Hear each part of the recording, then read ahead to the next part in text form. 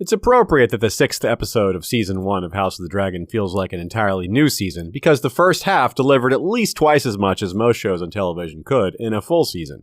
And with a time jump of 10 years, we should expect some things to have changed, such as several of the performers, and we need a little bit of explanation to go along with that.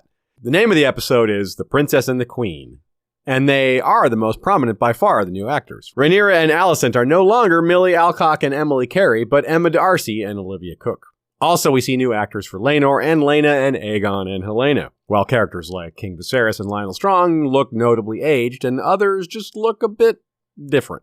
Another of the biggest differences is the cacophony of new children introduced. During the 10-year jump, Rhaenyra gave birth to Jaehaerys and Lucerys, and they both have dragons, Vermax, whom we see for Jace, and Arax, whom we do not see for Luke. Meanwhile, Aegon's dragon, whom we also haven't seen yet, is called Sunfire. Aemond apparently is the only one of the royal boys to not have a dragon, though he has tried several times to sneak deep into the dragon pit to acquire one. He approaches the dragon Dreamfire, only to be driven away. She's not having it, and neither is Aemond's mother, who doesn't like all this danger. We learn that Laena first mounted Vhagar when she was 15, and there are other examples of late-blooming dragon riders as well. Off-screen, though unmentioned so far, is another of Alicent's children born during the transition, Daeron, who is presumably a page to Lord Hobart Hightower if events are similar to Fire and Blood. He has a dragon called Tessarion. When they taunt Aemond for being dragonless, it's unclear if his sister Helena is included in that category. She certainly isn't critterless, owning a collection of bugs, and there's a hint she's a dragon dreamer when she says Aemond won't get a dragon until he closes an eye. Meanwhile, Daemon has married Sir Laenor's sister Laena, the rider of the largest dragon in the world, Vhagar. She's given birth to twin girls Baela and Rhaena. Baela has a dragon already called Moondancer, though we don't see her yet either. Their ages are revealed by their mother, who says it's been 8 years without Rhaena's egg having hatched, and that only about half of them ever do. Baela seems to be named for Baelon, Daemon and Viserys' father, while according to Fire and Blood, Rhaena is named for Princess Rhaenys, Laena's mother. But Rhaena was also older sister to Jaehaerys and Alysanne, and was also a queen who never was in her own right. She was married to Aegon the Uncrowned, who was usurped by Maegor the Cruel. She was sometimes called the Queen in the West. She spent most of her life detached from her family and the problems of the realm, a bit like what we see Daemon doing in this episode. Rhaena rode Dreamfire, the dragon Aemond approached. And it was Rhaena who started the tradition of placing dragon eggs in cradles when new Targaryens are born. We see that tradition continued in the Red Keep as Lucerys chooses a dragon egg for his new brother Joffrey, and we hear he and Jace had eggs in their cradles as well. It's this birth of Joffrey Velaryon at the beginning of the episode which connects us to the death of Joffrey Lonmouth last episode, despite the passing of 10 years. Laenor insists on the name, perhaps thinking about it because they had just walked past Criston Cole, Joffrey's killer, on their way to show the newborn to Queen Alicent. Alicent takes a line directly from Fire and Blood when she tells Sir Laenor, "Do keep trying. Sooner or late, you may get one who looks like you." When they leave, Rhaenyra trails blood behind her, perhaps a nod to the intro sequence where blood flows through a number of castle hallways, connecting the members of the dynasty to each other. Alicent is furious that Rhaenyra and Laenor are forcing everyone to accept an obvious lie about the parentage of their children instead of having done what was required of them. If she has to sleep with a much older man with leprosy to do her duty, why can't they swallow their discomfort to do theirs? She's fighting for her family and for what she believes is righteousness. She complains to Viserys about all this, but as has become rather typical for him, he sees what he wants to and demands she not speak of it again. But that won't stop her from thinking about it and acting on it. In fact, it only seems to make her more determined to exert her will. Her frustration and paranoia and inability to control the situation is in turn placed on her eldest son, Aegon, whose extremely long white blonde hair makes him look very blatantly Targaryen, unlike Jace and Luke. She interrupts him doing something normal enough for a young man, but in an extremely abnormal place, but says nothing about it. While he's clearly embarrassed, she's much more worried about Rhaenyra having him executed than his troubling horniness. Does he do that while flying his dragon too? Never mind. Just definitely don't walk under his window. The intensity with which she speaks to him about how much danger he's in from Rhaenyra and her children implies this is not the first time she's tried to drive that point home for him. It seems the fear she got from her father, Otto, is in turn being passed down to her children. During the small council session, Rhaenyra proposes that her eldest son, Jace, marry Alicent's daughter, Helena. Most, especially the king, thinks it's an excellent proposal, a way to unite the two branches of House Targaryen, bringing the Hightower and Velaryon elements together. But Alicent tells Viserys that this match will only happen over her dead body. The unspoken part is, because that is not a Velaryon child, he's a bastard. She refuses to marry her daughter to a bastard. The intervening decade has seen some changes to the small council. Viserys has Lionel as hand, though clearly that's going to change again, with Tywin Lannister still master of ships, and Lyman Beesbury still master of coin, though he's apparently slowing down a bit. The new master of laws is Jasper Wilde, who in Fire and Blood is nicknamed Ironrod, so maybe that's the same here too. Orwyle, last seen arguing with Melos, seems to have replaced Melos, who we can presume has retired or stepped down or just passed on. Their argument had been over how to treat the king's various health problems, and it looks like Orwyle might be the better healer of the two, given the king is still alive, and it really didn't look like he'd last another 10 years, so he might get the credit for that. Maybe they should have started listening to him earlier. In a callback to Otto's firing, which came about because Viserys believed him compromised, Lord Strong attempts to resign for a very similar reason, but he can't fully express the reasons for why he should quit. If he were to come out and say, "I can't be hand anymore because your daughter's children are my son's bastards," it might go differently, but that would be a good way to get his son killed and those children disinherited or worse. Alicent tries to get him to say just that because it's what she's after most of all, that the truth of Rhaenyra's children is exposed in a manner that he can't deny. The king's level of denial is so intense that only a blunt admission might stand a chance. But Lionel is understandably more circumspect than that, so the king says, well, if you can't explain your reasons for leaving, you can't leave. Lionel therefore backs down, but at least requests that his son be removed from court. He does this to tamp down the talk of parentage, but tells the king it's because his son really should be learning how to be a lord since he's going to rule Harrenhal one day. It's a reasonable excuse, but tragically he decides to go with his son, presumably to have some private time to discuss their mutual predicament going forward regarding Rhaenyra's children, but they are betrayed most shockingly. The realm still doesn't have an official Master of Whisperers, but Larry Strong has been operating in that capacity for the Queen. They've become familiar enough that he's allowed in her room when she's not there, and it seems they just share meals regularly. One of the themes of this episode is that old saying, be careful what you wish for. Alicent reminds Sir Criston that she wants honor and justice to win out.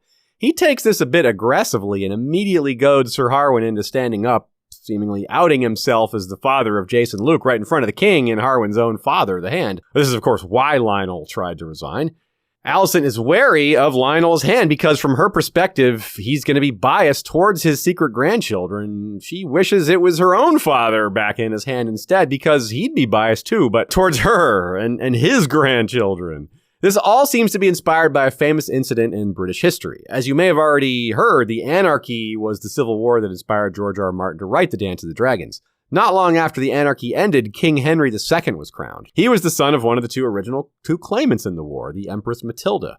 During Henry's reign, he famously had a falling out with Archbishop Thomas Becket, whom he himself appointed to that position. He thought he was placing an ally in a position of power, someone who would side with him on important matters of state. But in line with this episode's theme of being careful what you wish for, Becket not only didn't fall in line with the king's wishes, he openly acted against them on several occasions. Their relationship became so troubled that one day Henry famously, or infamously, uttered the phrase, "Will no one rid me of this turbulent priest?" 4 of his knights took this quite literally, traveled to Canterbury, and killed Becket without any attempted subterfuge. They just did it right out in the open. This is very similar to the result for Alicent, who idly said she'd rather have her father back as king and didn't know it would result in murder. It's pretty clear to the audience that Alicent wasn't asking him to kill his own father, but that is exactly what he does, with far more subterfuge than King Henry's knights. Still, Lord Lionel was thus stung by the same saying. He wished for the king to allow him to escort his son home, and was killed while there. Well, careful what you wish for. When Alicent finds out what Larys has done, killing not only his own father, but his brother, she is visibly shaken. Alicent has perhaps changed more so than any other character over the 10-year gap. She makes no friends in the audience by demanding the baby be brought to her moments after birth, for example. But she hasn't become some murderer, some abject killer. She hasn't changed that much. But Larys has somewhat ensnared her here. He's kind of made her complicit. He pointedly ignores her obvious disapproval and discomfort, just smiling and saying he expects a reward eventually. She's also expressed to him repeatedly that she's short of allies, and despite how villainous he's just shown himself to be, she's going to need him, and he knows that. He's also just claimed his own reward in the process. In the meantime, he's now Lord of Harrenhal. As well, when she told Criston she wanted honor and justice to win out, well, look what happened. She just accidentally attached herself to perhaps the least honorable, least just man we've seen so far in Larys. His speech on the futility of having children is chilling. It's also quite poetic. This is a man of extremely high intelligence and an extreme lack of scruples. Perhaps Larry should be careful what he wishes for, too. Only a few people know what he's done, but the gods know he's a kinslayer, and we know what tends to befall the lords of Harrenhal. He himself pointed out the curse that is said to afflict the place, a curse he believes will help mask what he did.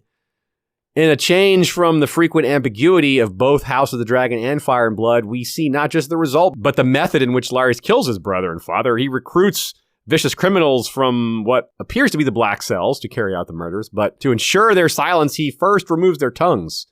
Varys had his little birds. Larys has his large bugs, I guess, on his cane. There's a firefly engraved, which we also see pinned to the cloaks of his agents. The fireflies went on to start the fires, so that fits, I guess. Since Larys grew up in Harrenhal, he presumably gave them instructions on how to carry out the plan without getting caught, or to use secret passages or something like that. And we can infer that Larys got close to Alicent over the years, apparently, slowly and surely earning her trust. That he's grown on her is reflected by the presence of that same Braavosi plan he turned her onto in the last episode. It's all over her chambers now, kind of a sign of how much he's infiltrated her trust. Through him, Alicent has the power to do what she should not, but will she be able to resist it now that the door has been opened? But in all these efforts to protect her children, she may have put them in greater danger. If she wasn't so hung up on the parentage of Rhaenyra's children, she might be willing to compromise on the matter of that marriage. If, as suggested, Helaena were to marry Jacaerys and have children, Rhaenyra would not have the incentive to murder Alicent's other children that Otto claims she would have. But she is unwilling to compromise, and the incident in the training yard led to both the sundering of the family and her becoming compromised by Larys. The king was happy to see the boys training together. It made him believe that they'd grow up as friends as well as brothers, but Rhaenyra's decision to move back to Dragonstone with her household seemingly kills Viserys' wish that his sons will grow up together. And the trigger for this move was Sir Criston goading Harwin, because Criston thought the queen wanted that. But she didn't want Harwin gone, she wanted him outed, and while that kind of happened, well, it wasn't enough, and now his death makes the truth way less likely to ever come out. Laenor points out the danger in Rhaenyra leaving the Red Keep when she says she wants to go. Keeping a distance from court means keeping a distance from allies, from having a say in council, from having influence over the king. But she says it's worse to stay than go. Whether she's right or not, well, we'll see, but she does tell Laenor he can bring his new lover, Sir Qarl, a veteran of the newer Stepstones Wars, with him. Their departure gives a clue to how things might proceed from here on out. The Red Keep learns of the fire at Harrenhal before the news reaches Dragonstone, which makes sense given that Dragonstone is much farther from Harrenhal than the Red Keep. Rhaenyra arrives there with her family, but we don't have a scene of them hearing about the fire, which is perhaps a mercy for us as an audience. We don't have to see Jace, who seemingly knows who his real father is. We don't have to see him react to hearing about his father. The same goes for his younger brother, certainly his mother. This foreshadows them hearing about other major news later than everyone else as well. For the most part, news of events around Westeros are going to get to the Red Keep before Dragonstone. On the other hand, news from the east will often reach Dragonstone before the Red Keep. For example, Pentos is closer to Dragonstone than almost any other location in Westeros, so they, for example, will hear about Laena before most anyone else, we can guess, as well as other news from the Narrow Sea region, like what's going on in the Stepstones. Pentos has a deep interest in what's going on with the Triarchy, which figures to become important again, given that both the Prince of Pentos and the Small Council talk about him. Pentos is near the three cities that make up the Triarchy and aren't on great terms with them, so we can see the Prince of Pentos' motivation for wanting to keep Daemon and his family and their dragons around, because Daemon is already probably the biggest enemy of the Triarchy there is. And we must also consider that news will travel to Pentos as well from it. So surely news will reach Prince Daemon that the father of Rhaenyra's sons has died. He just so happens to have two daughters very close in age to two of those sons, and they both just lost the loves of their life. He and Laena also almost had another child who would have been the same age as the just-born Sir Joffrey, but of course we saw Laena's tragic death, with a bit of mirroring to Harwin's, and more so to Queen Aemma, whom again we see Viserys mourning. Daemon is offered the same decision Melos offers Viserys. Try to cut the child out of the mother. We may never know what he would have chosen, or if he would have chosen at all. In stark contrast to the death of Queen Aemma, who was given no choice at all, who was held down and not informed of what they were about to do, Laena takes matters into her own hands, choosing self-immolation by her own dragon instead of death by childbirth. A death worthy of a dragon rider, which is what she wanted. Kind of another example of be careful what you wish for. I don't think she wanted it quite so soon there. It's also a bit of a parallel to the deaths of the Strongs. While they burned in the west, she burned in the east. She had wanted Daemon to live a life worthy of his station, but he claims to be content in Pentos. She's not fooled, and I don't think we are either. She notes how he spends a lot of time reading about his famous ancestors and knows he won't be content living the quiet life in Pentos forever. We're seeing so many more dragon riders coming of age, or close to that. How will this new generation fare amidst the old? A few other miscellaneous topics of note. We're told a giant of a man who wears women's clothing and has a purple beard and is now a prominent presence in the Stepstones. That would be Ricalio Rendoon. Also, Corin Martell is name-checked. He's the Prince of Sunspear, and he's joined with the Triarchy. So they have Dorne as an ally. That's a pretty big deal. The never-ending Blackwood-Bracken feud that was rekindled a few episodes ago has started to become a problem again. Rhaenyra thinks the crown should step in, but Alicent and others think it should be handled by Lord Grover Tully, given he's in charge of that region. We see inside the dragon pit and watch the princes and dragon keepers at work there, but now half of them will be raising their dragons at Dragonstone instead. And that might be different. It was a treat to see the Pentoshi library filled with lore, and Vagar's majesty did not disappoint. Can you imagine her in a fight? In addition to the largest dragon, we also see the smallest we've seen so far, Vermax, though there are others we just haven't seen yet. Not to mention the Pink Dread, or the Pig Dread if you prefer. This might be a nod to Joffrey Baratheon Lannister wanting Tyrion to ride the pig at his wedding, but hasn't happened yet. Join History of Westeros on YouTube during the season every Monday at 6 Eastern for a much more in-depth review of each episode, and every 3 p.m. on Saturday as we look ahead to the next episode while mixing in discussions from the books with guests. If you can't make the live streams, you can watch or listen to the replays anytime afterwards. They'll also be available wherever you consume podcasts. Alongside our House of the Dragon coverage, you'll find that over the last 10 years, we've created hundreds of other episodes about A Song of Ice and Fire, Fire and Blood, Dunk and Egg, and everything else Westeros, Essos, and beyond, past, present, and future.